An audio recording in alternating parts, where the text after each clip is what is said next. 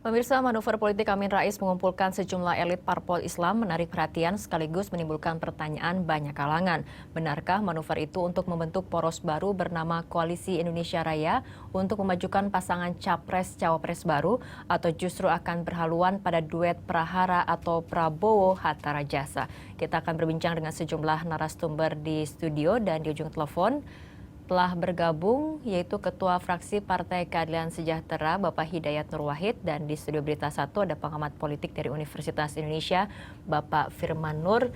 Kita ke Pak Firman terlebih dahulu sebelum ke Pak Hidayat. Pak Firman, ini kan ini sedang ramai kemudian dibicarakan bagaimana pertemuan Amin Rais ataupun manuver politik Amin Rais ini berubah menjadi usulan adanya Koalisi Indonesia Raya. Menurut Anda ini arah Koalisi Indonesia Raya ini kemana? Baik, kalau kita lihat bahwa dari pendukung Poros Indonesia Raya atau saya menyebutnya sebagai poros tengah inklusif, ini sebetulnya masih sama dengan mereka yang mendukung SBY sebelumnya, hanya saja mungkin nanti akan memiliki leader atau pemimpin yang berbeda, bukan lagi SBY. Bisa jadi memang Demokrat juga masuk di dalam koalisi ini. Namun demikian tidak menutup kemungkinan dalam perkembangannya koalisi yang lain juga bisa bergabung dalam kelompok ini. Oke. Ya. Kita ke Pak Hidayat yang sudah bergabung bersama Prime Time di ujung telepon. Pak Hidayat, PKS sendiri sikapnya terhadap kemudian usulan Koalisi Indonesia Raya ini seperti apa? Sikap kita sejak dari awal jelas, Mbak ya. Pertama, menunggu dulu hasil real count yang resmi nanti akan disampaikan oleh KPU. Karena sekarang ini semuanya orang bicara berbasiskan kepada apa yang disampaikan oleh lembaga quick count. Lembaga quick count ini kemarin juga sudah membuat survei. Dan surveinya hampir semuanya meleset terkait dengan hasil pemilu 2014. Jadi karenanya aneh dan ajaib kalau dari yang meleset ini kemudian semuanya bergegap gembita gitu untuk membuat satu konstelasi politik tahun 2014. Oke, tapi kemudian pertemuan kemarin ini dengan Amin Rais seperti itu, apa kemudian tujuannya Pak Hidayat? Apakah ini bentuk komunikasi politik untuk tujuan tertentu atau bagaimana? Iya, jadi sikap kami sekali lagi jelas saya menunggu tentang real count ya. Karena peta politik juga nanti akan sangat-sangat berubah. Akan sangat-sangat berubah. Nomor dua, pertemuan ini adalah satu hal yang memang merupakan usulan dari dan atau undangan dari ormas-ormas Islam. Tentu saja dalam konteks demokrasi, ya, partai politik harus mendengar suara dari rakyat yang diwakilinya. Rakyat yang diwakili kemarin telah memberikan suaranya, mencoblos, dan mereka berhimpun dalam ormas-ormas. Mereka mengundang partai-partai Islam, ya harus dong partai Islam datang mendengar apa yang mereka inginkan. Mereka menyuarakan tentang pentingnya partai Islam bentuk suatu koalisi gitu ya, atau satu kebersamaan untuk mengajukan capres mereka. Baik. Tentu saja dalam konteks demokrasi dan dalam konteks memperjuangkan aspirasi, saya kira itu satu hal yang wajar saja diperhatikan. Baik, Pak Hidayat. Dan hasilnya nanti bagaimana tentu masih panjang perjalanannya. Artinya untuk PKS sendiri sikapnya adalah menunggu real count-nya seperti apa, kemudian komunikasi politik baru dibangun seperti itu? Ya, pertama sesungguhnya kita tidak hanya menunggu ya, tapi kita mengawasi dan mengkritisi karena proses menuju pada real count ini terjadi begitu banyak penyimpangan, penggelembungan suara dan lain sebagainya. Kami mengkritisinya untuk menghadirkan suara yang betul-betul valid seperti yang menjadi pilihan dari rakyat.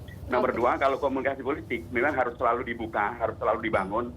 Karena ada pemilu atau tidak ada pemilu, ada pilpres atau tidak ada pilpres, partai politik harus selalu berkomunikasi dengan sesama partai politik, dengan tokoh-tokoh warga, tokoh-tokoh masyarakat. Karena memang demokrasi menghendaki adanya komunikasi yang terbuka.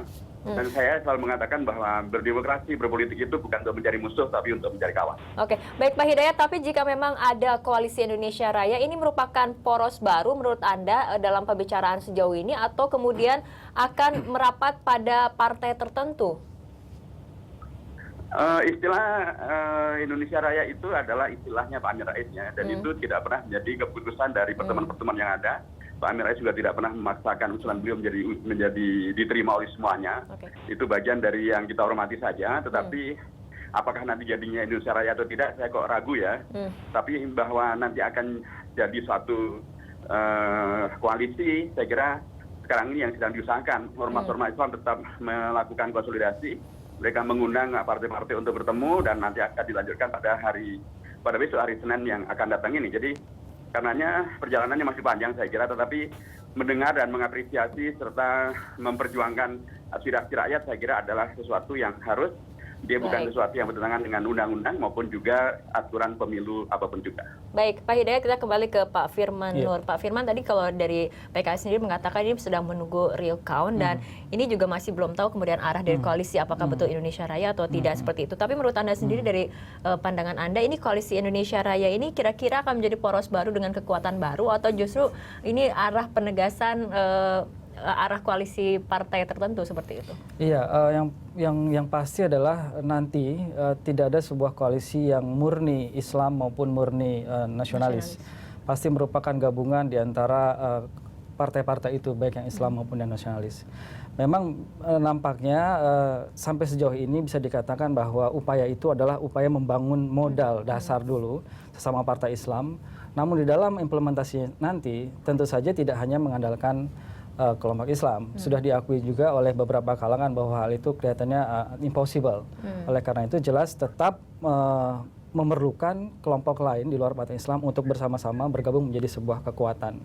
Kalau kita belajar dari poros tengah jilid pertama dulu, meskipun pada awalnya memang murni kelompok Islam, namun dalam prakteknya jelas ketika bertarung di parlemen itu membutuhkan kekuatan Golkar waktu itu untuk bisa menggolkan kepentingan partai Islam waktu itu. Nah, kejadian seperti itu bukan tidak mungkin akan terulang lagi pada saat ini, pada 2014, di mana sebagai modal dasar sudah dimiliki, namun dalam prakteknya jelas sangat membutuhkan kelompok non-Islam. Nah, inilah yang kemudian ditafsirkan bahwa pada akhirnya ujung-ujungnya memang sama saja kekuatan ini akan dicangkokkan pada kekuatan yang lain yang memang sudah eksis nampaknya lebih dulu. Oke, baik Pak Firman, kita akan lanjutkan perbincangan tapi kita ikuti jeda berikut terlebih dahulu.